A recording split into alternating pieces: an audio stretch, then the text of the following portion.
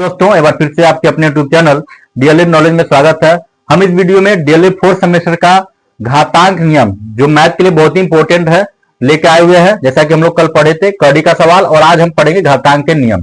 तो पहला नियम आता है गुणन नियम। क्या होता है? तो इसका एक नियम होता है ए पर एम इंटू ए पर एन।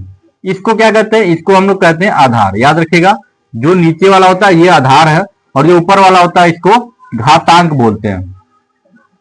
अब याद रखिएगा कि ये नियम तभी काम करेगा जब आधार एकदम बिल्कुल समान हो।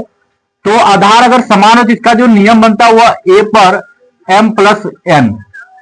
मतलब ये हुआ कि गुणा में घात हमारे क्या होते हैं? जुड़ जाते हैं। जब हम गुणा करते हैं तो घातांक हमारे जुड़ जाते हैं। एग्जाम्पल के थ्रू हम समझेंगे। एग्जाम्पल जो हमारा बनेगा, जैसे मान लीजिए 2 पे 5 पावर लिख दिया मैंने और गुणा कर दिया 2 पे 3। यहां पर देख रहे हैं जो 2 आया है ये आधार है, आधार सेम होगा तभी ये नियम लगाएंगे हम। अब यहां पे हम लिख सकते हैं 2 पर 5 प्लस 3, मतलब गुणा में घात जुड़ते हैं। इसका हम लिख सकते हैं गुणा में, जब हम गुणा करें गुणा में घात जोड़ते हैं। घात को बस जोड़ लेना आपको, ये आपका नियम बन गया इस नियम के अनुसार। तो 2 पे पावर कितना बन जाएगा? 8। ये हमारा क्या हो जाएगा? आंसर हो जाएगा। इसी तरह हमारा जो दूसरा नियम बनेगा वह बनेगा भाग का नियम। क्या होता है? भाग का नियम हम लोग पढ़ाएंगे। भाग नियम क्या होता है? घातांक का भाग नियम। तो मान लीजिए आ गया ए पर एम बटे ए पर एम, या फिर ऐसे भी आ गया मान लीजिए ए पे एम और भाग का चिन्ह लगा दे ए पर एम। तो याद रखिएगा इसका जो नियम बनेगा वह बनता है ए पर एम माइनस एन बनता है। क्या बनता है? ए पर एम माइनस एन बनता है। मतलब अगर आधार समान हो और घातांक कुछ भी हो और वो भाग करने के लिए कह रहा है तो इसको हम घातांकों को घटा देते हैं। मतलब कि इसका क्या नियम बनेगा कि भाग में घात घट जाते हैं, भाग में घात को घटा देते हैं। तो इसको हम लोग घटा देते हैं। तो अब इसको एक एग्जांपल के थ्रू समझेंगे। जैसे मान लीजिए वही मान लीजिए ले लीजिए, या कुछ भी ले, 2 पे 8 ले लीजिए और यहां पे डिवाइड कर लीजिए 2 पे 3 ले लीजिए। तो इसका जो सवाल बनेगा, इसका सॉल्यूशन जो बनेगा इस रूल का, एक जगह आपको 2 रख देना है और 8 में 3 घटा दें। घटाने के लिए तो 8 माइनस 3 कर देंगे और यहां पे हो जाएगा 2 पे 8 में 3 जाएगा 5, 2 पे पावर 5। ये हमारा क्या हो गया? सवाल हो गया। तीसरा रूल है, इस रूल को ध्यान से पढ़ेंगे आप। जो हमारा तीसरा रूल होता है घात की घात। क्या होता है? घात का नियम क्या होता है? घात का नियम, जैसे मान लीजिए अगर घात पे घात लगाओ, जैसे ए पर एम है और उसके ऊपर एन है, ठीक है? तो यहां पे इसका जो नियम बनेगा वह बनेगा ए पर एम इंटू एन। मतलब कि अंदर की घात से बाहर की घात में कर देते हैं गुणा। इसमें क्या करते हैं? गुणा करते हैं। जैसे मान लीजिए 2 पे 4 पावर लिखा हुआ है और इस पे भी पावर 3 लिखा हुआ है, तो हम इसको क्या लिख सकते हैं?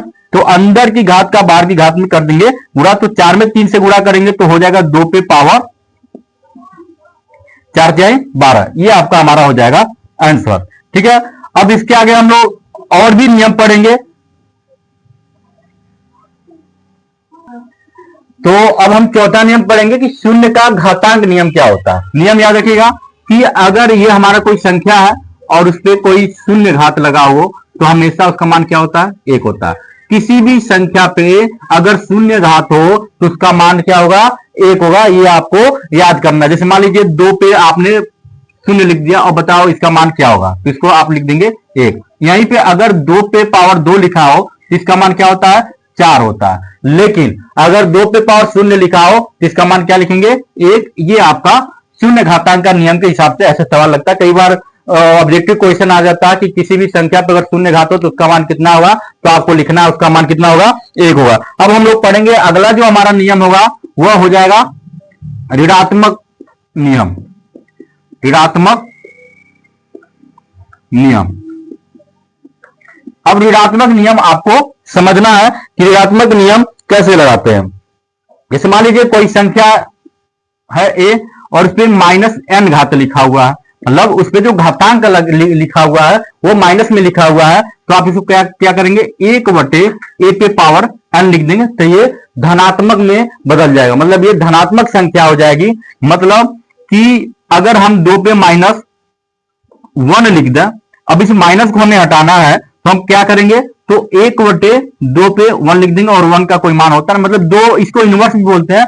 2 इनवर्स का वैल्यू कितना होगा 1/2। या फिर एक और एग्जांपल के थ्रू आप समझेंगे, मान लीजिए 5 पे -2 आ गया तो आप इसको लिखेंगे 1/5 पे 2, मतलब 1/25।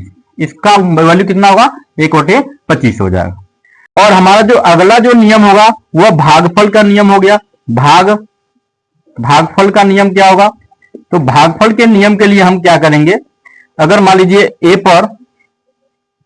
पर हमारा क्या गया, a/b लिखा हुआ है और इस पे m घात हो गया, ऐसे a पे b और इस पे m घात लिखा हुआ, तो आप क्या लिखेंगे, तो इसको हम लिख सकते हैं a पे m, क्या लिख सकते हैं a पे m बटे b पर m लिख सकते हैं। इस तरह आप अपना सवाल सॉल्व कर सकते हैं।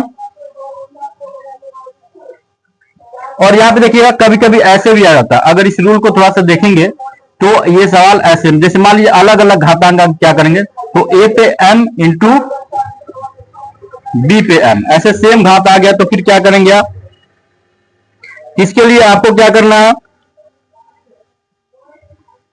इसको आपको a पे भी m लिख देना है, a पे m तो रहेगा ही, और यहाँ पे b पे भी आपको m लिख देना, ये आपका रूल बनेगा। ठीक है, तो ये गुणनफल का नियम हो जाता है, ये भागफल के, तो ये हमारे पूरे घातांक के नियम है। अब इस पे आप एक्सरसाइज कर सकते हैं, घर बैठे ही इस पे एक्सरसाइज कर सकते हैं।